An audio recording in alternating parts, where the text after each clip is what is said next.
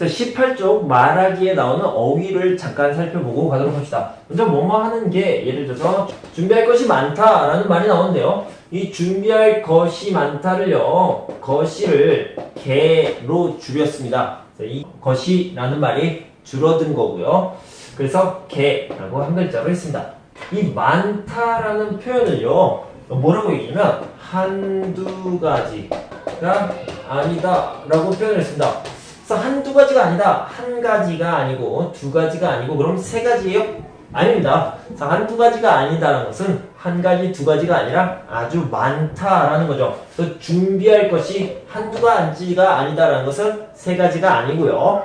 많이 있어요. 여러 가지예요. 이렇게 말하는 거죠. 자, 낭비하다라는 말이 있어요. 반대말을 봅시다. 낭비하다의 반대말은요. 절약하다입니다. 절약하다예요. 낭비하다는 막 쓰는 거예요. 막 쓰는 것을 낭비하다고요. 절약하다는 잘 안 쓰고 아끼는 것을 얘기하는 거죠. 그래서 아끼다. 이 낭비하다, 절약하다는요. 이거는 동사입니다. 동사. 그런데 형용사로 바꾸면 형용사는 뭐냐면 절약하다라는 말은요. 검소하다라고 얘기합니다. 검소하다. 자, 예를 들어서 임준 선생님이 이 넥타이가요. 얼마예요? 5,000원이에요. 그래서 5,000원짜리 좋은 제품을 샀습니다. 아, 임준 씨는 싼 물건을 좋아하는군요. 자동차도 작은 것들을 타요. 이런 것들은 검소하다라고 얘기하고요. 예를 들어서 이 넥타이가 14만원, 20만원 이렇게 합니다.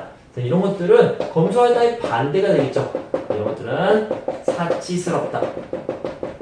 사치스럽다라고 얘기를 합니다. 그래서 낭비하다와 비슷한 것, 사치스럽다. 절약하다와 비슷한 것, 검소하다인데요. 낭비하다와 절약하다는 동사. 그 다음에 형용사로는 사치스럽다, 검소하다 이렇게 얘기할 수 있겠습니다. 낭비하는 사람, 절약하는 사람, 사치스러운 사람, 검소한 사람 이렇게 표현할 수 있겠습니다. 자, 여러분들이요 집을 구해요. 똑같은 말은 집을 찾다, 집을 찾다, 집을 구하다 뭐 이렇게 얘기할 수 있죠. 그런데 이 집을 구할 때, 집을 찾을 때 어디에 가요? 부동산에다. 부동산에 갑니다. 이 부동산이라는 말은요, 사실은 재산이에요. 어떤 재산이냐면 움직이지 않는 재산이라고 해서 땅이나 집, 건물 이런 재산을 얘기할 때 부동산이라고 하고요. 이 부동산을 소개해주고 사고 팔 때 도와주는 사람들을 부동산 아저씨라고 얘기를 하는데 아저씨라고 하지 않죠. 뭐라고 그러냐면 이 부동산이라는 가게는요 사실은 부동산 공인 중개에서 소개해주는 거죠. 가운데서 연결해주는 거 사무소라고 얘기하고요. 이 부동산 아저씨를 뭐라고 그러냐 부동산 중개사 의사 뭐 변호사처럼 중개사라고 얘기합니다. 그래서 이 아저씨를 부동산 중개사, 이 가게 사무실을 부동산 공인중개사무소라고 얘기하는데 너무 길어요. 그래서 부동산에 가다, 부동산에서 알아보다 라고 얘기를 합니다. 그리고 부동산 중개사를 그냥 친숙하게 가깝게 느끼려고 부동산 아저씨라고 얘기합니다. 여러분들이 부를 때는 아저씨라고 부르지 말고요. 사장님이라고 부르시면 됩니다. 사장님. 결혼식을 할 때 제일 중요한 사람이 누구라고 그러죠? 결혼식에서 제일 중요한 사람은 바로 신부라고 얘기했습니다. 그래서 결혼식의 꽃은 신부다 이렇게 얘기를 하죠. 그래서 어떤 장소에서 어떤 행사에서 가장 중요한 것을 꽃이라고 얘기합니다. 예를 들면요 올림픽 아시죠? 올림픽에서 제일 중요한 건 뭡니까? 올림픽의 꽃은 뭡니까? 42.195km를 뛰는 한국어로는 마라톤. 올림픽에서 제일 중요한 것, 가장 멋있는 경기는 마라톤이다 라는 의미로 올림픽의 꽃은 마라톤이에요. 그리고 결혼식의 꽃은 신부입니다. 이렇게 얘기할 수 있겠죠. 자, 그럼 한번 말하기 부분을 들어봅시다. 1과 결혼. 말하기. 아냐 씨, 결혼 준비 잘 돼가고 있어요? 요즘 바쁘죠? 네, 준비할 게 한두 가지가 아니더라고요. 비용도 많이 들고. 그래서 불필요한 건 안 하거나 줄이고 있어요. 예단은 어떻게 해요? 예단은 안 하기로 했어요. 예단이야말로 낭비인 것 같아서요. 맞아요. 요즘은 결혼을 검소하게 하는 것이 유행이더라고요. 신혼집은 구했어요? 아직요. 신랑하고 같이 내일 부동산에 가보려던 참이에요. 매일 바쁘군요. 바빠도 몸 챙기면서 하세요. 아름다운 신부야말로 결혼식의 꽃이잖아요. 자, 19쪽 듣기에 나오는 어휘를 좀 살펴보도록 합시다. 자, 여기는 결혼식장이죠. 결혼식장에 여기에는 주례 선생님이 계시고요. 뭐 여기에는 사회자가 있겠죠. 사회자가 있습니다. 그리고 여기 신랑과 신부가 있습니다. 그리고 여기는 하객이 있고요. 여기는 신랑의 부모님, 여기는 신부의 부모님이 있습니다. 결혼식장에 갔는데요. 이 하객들 중에 남자하고 여자가 같이 이야기를 하고 있습니다. 남자는 민수고요. 여자는 메이 씨예요. 그런데 이 민수 씨와 메이 씨가 이 신랑과 신부를 보니까 이 보세요. 두 사람이 서로 비슷해요. 닮았어요. 이렇게 얘기를 하는데요. 닮았어요. 남자와 여자, 신랑과 신부가 닮았어요. 그럼 두 사람이 행복하게 잘 살아요. 두 사람이 오랫동안 서로 사랑한대요. 이런 얘기가 있습니다. 그래서 두 사람이 닮다, 신랑 신부가 닮다. 그러면 잘 살다. 즉, 잘 산다는 것은 행복하게 산다라는 의미가 되겠죠. 그래서 이 두 사람 이야기를 좀 해보도록 합시다. 이 두 사람은요, 원래, 대학교에서 만났습니다. 대학교에서 만났는데, 대학교 어디서 만났냐면, 대학교 동아리에서 만났습니다.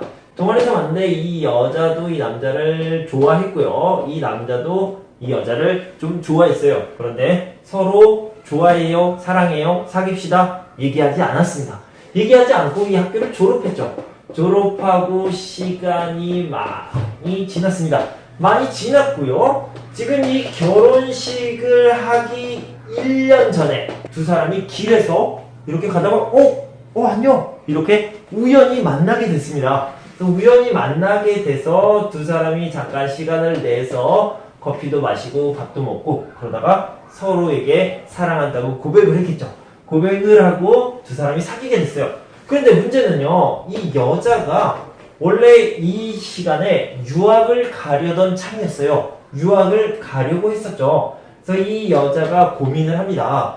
결혼, 사랑을 선택할 거냐, 아니면 유학, 공부를 선택할 것이냐. 그래서 여러분들이 생각하기에 사랑이 중요해요? 공부가 중요해요? 사랑이 중요하죠.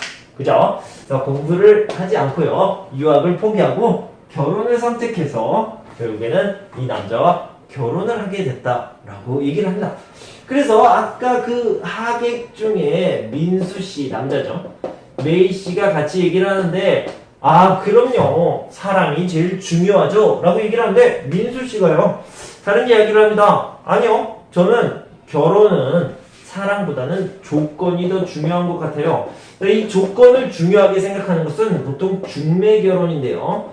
중매는 선을 보고 결혼하는 경우가 많이 있죠. 그래서 민수 씨의 아버지 어머니를 얘기해 줬는데요. 민수 씨의 아버지 어머니는 선을 봐서 결혼을 했고요. 선을 보고 나서 한 달 동안 서로 만나다가 한 달 후에 바로 결혼을 했습니다. 그리고 나서 30년 동안 행복하게 잘 살고 있어요. 두 사람이 조건이 맞았으니까요. 엄마 아빠가 조건이 맞았으니까 중매 결혼도 선을 보고 하는 결혼도 괜찮고요. 그리고 조건도 중요하다고 생각해요. 이 두 사람의 생각은요. 연애할 때는 사랑이 중요해요. 하지만 결혼할 때는 조건도 중요하지 않을까요? 뭐라고 얘기했냐면요. 결혼이라는 것은 남자와 여자가 이렇게 결합한다. 결합하는 걸까요? 아니요. 남자 집안과 여자 집안이 이렇게 결합하는 거다. 그래서 조건도 중요하다고 생각해요. 이렇게 얘기하고 있습니다. 자, 듣기 부분을 같이 한번 들어보도록 합시다. 듣기. 메이 씨와 민수 씨의 대화입니다. 잘 듣고 질문에 답하세요. 신랑, 신부가 잘 어울리네요. 네, 그래요. 두 사람이 서로 닮은 것 같지 않아요? 닮으면 잘 산다고 하던데, 두 사람이 앞으로 행복하게 잘 살겠네요. 그런데 두 사람이 모두 나이가 많은데, 중매 결혼이에요? 아니에요. 연애 결혼이에요. 대학교 때 동아리에서 만났는데 1년 전에 우연히 다시 만나서 사귀게 되었다고 들었어요. 마침 신부는 유학 가려던 참이었는데 유학 대신에 사랑을 선택한 거죠. 부럽네요. 사랑이야말로 결혼에서 가장 중요한 거지요. 우리 부모님은 선보고 한 달 만에 결혼하셨어요.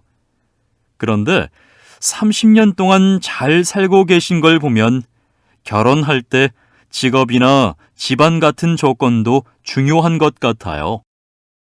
물론 그런 조건을 무시할 수는 없지요. 그렇지만 저는 사랑 없는 결혼은 할 수 없을 것 같아요. 저는 연애와 결혼은 좀 다르다고 생각해요.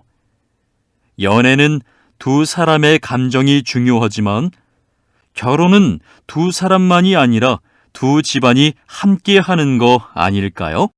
자, 메이 씨와 민수 씨의 대화입니다. 잘 듣고 질문에 답하세요. 신랑 신부에 대한 것으로 맞는 것을 고르세요 라고 했는데 두 사람은 1년 전에 처음 만나서, 처음은 아니죠. 원래 대학교 동아리에서 만났죠. 그래서 1년 전에 다시 만나서 연애를 하게 되었습니다. 자, 아니고요. 신부는 신랑과 결혼하기 위해 유학 가는 것을 포기했다. 네, 맞습니다. 사랑이냐 유학이냐 두 가지를 놓고 고민을 하다가 결국에 유학을 안 가고 사랑을 선택했죠. 그래서 유학 가는 것을 포기했다. 맞습니다. 두 사람은 나이가 많아서 선을 보고 결혼하게 되었다. 아니요. 선을 보고 아니라 연애 결혼이죠. 자, 아니고요. 2번이 답이 되겠네요. 자, 사랑이야말로 결혼 조건 중 가장 중요한 것이라고 생각한다. 여자였죠. 여자 메이 씨의 의견입니다. 결혼은 두 사람만이 아니라 두 집안이 함께하는 것이다. 그래서 조건이 중요하다고 얘기한 사람은 남자 민수 씨였죠. 자, 다음은 20쪽 읽기 부분에 나오는 어휘를 살펴보도록 합시다. 먼저요, 이 모시다라는 말이 있는데요. 모시다는 예를 들어서 모시고 가다 라는 말은 데리고 가다, 같이 가다 라는 말이죠. 데리고 가다의 높임말입니다. 그래서 데리고 가요. 친구를 데리고 경복궁에 가요. 그런데 부모님을, 할아버지를 모시고 경복궁에 가요. 데리고 가다의 높임말은 모시고 가다 이렇게 얘기할 수 있습니다. 그래서 이게 왜 나왔냐면요. 우리가 상견례를 해요. 그래서 결혼식 준비를 할 때 어머니, 아버지를 데리고 상견례를 하는 게 아니라요. 같이 모시고 상견례를 합니다. 이렇게 얘기할 수 있습니다. 자, 이제 진짜로 공부를 시작하게 됐습니다. 처음에 첫인사를 하고 진짜로 뭘 시작할 때요. 진짜로 시작하는 것을 본격적으로 라고 얘기를 한다. 본격적으로 뭔가를 시작했습니다 라고 얘기합니다. 네, 예를 들어서 어떤 행사를 하는데요. 앞에 누가 인사를 하고 축하 노래를 부르고 진짜로 그것을 시작할 때 본격적으로 시작하다 라고 얘기합니다. 이제 결혼식 준비를 본격적으로 시작해 보도록 하겠습니다. 먼저요, 아직 본격적인 게 아니라요, 청혼을 해야 돼요. 청혼을 해서 나랑 결혼해 줄래? 라고 얘기해서 여자가 허락을 하죠. 허락을 하는 것을 승낙한다 라고 얘기를 합니다. 승낙한다고 얘기를 하는데요, 상견례를 하기 전에 한 번 더 부모님의 허락을 받아야 되겠죠. 그래서 부모님께 우리 결혼해도 될까요? 이 여자, 이 남자 좋은 사람입니다. 자, 이렇게 해서 허락을 받은 다음에 상견례를 하게 됩니다.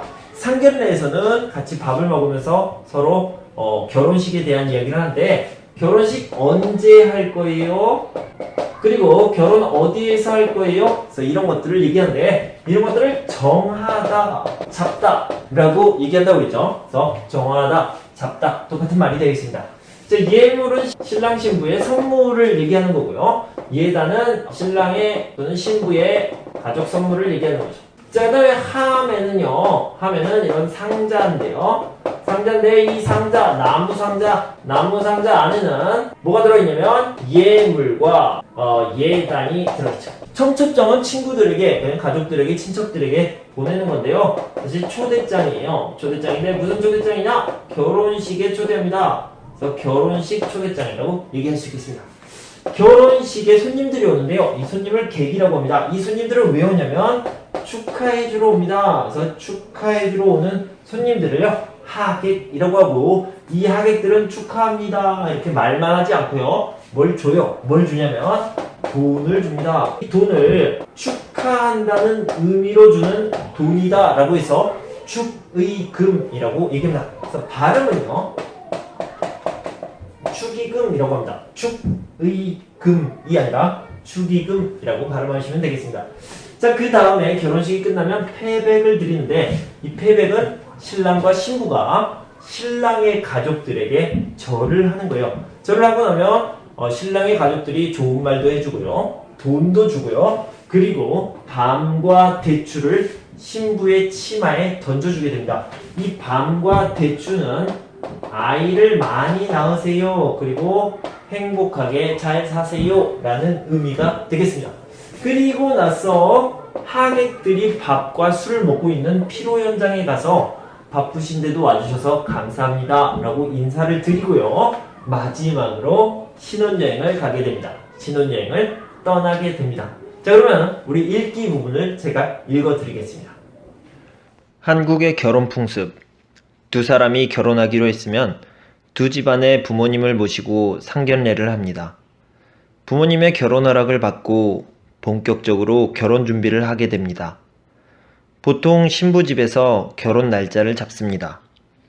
함께 살 신혼집은 신랑이 구하고 신부는 예단과 혼수를 준비합니다.